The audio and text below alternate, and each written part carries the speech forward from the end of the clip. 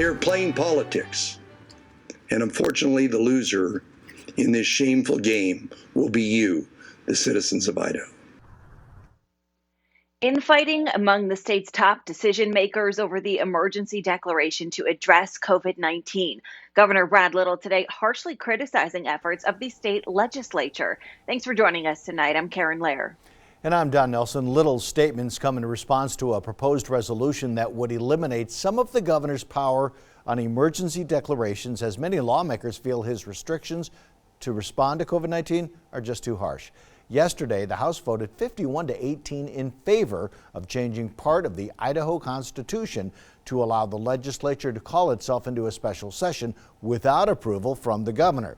The resolution still has a long way to go. It still would need to pass the Senate by a 2/3 majority, then ultimately will be on the ballot next year, where Idahoans will decide its fate.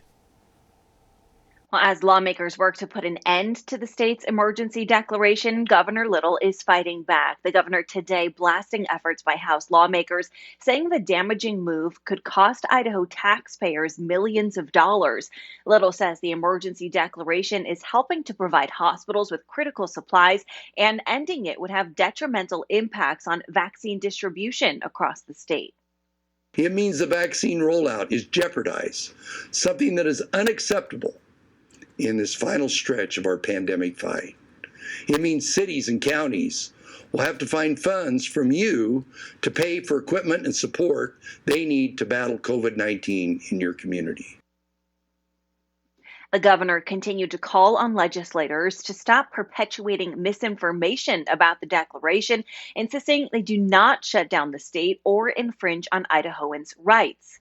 As Idaho News 6 has reported, part of the emergency declaration allows the Idaho National Guard to step up in the fight against COVID-19 by assisting with PPE distribution and helping food banks across the state. Now 250 personnel are helping Idaho healthcare workers, making it faster and easier for Idahoans to be tested and vaccinated for the virus.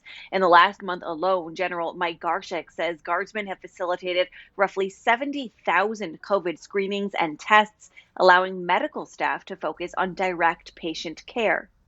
During the emergencies, such as COVID-19 pandemic, an emergency declaration is necessary to receive state and federal disaster response funding. In my opinion, it would be negligent to cancel the emergency declaration at this pivotal moment, denying the citizens of Idaho the necessary support to ensure their health, safety, and welfare. House Republicans responded today saying the governor's, quote, inflammatory comments do nothing but complicate the process.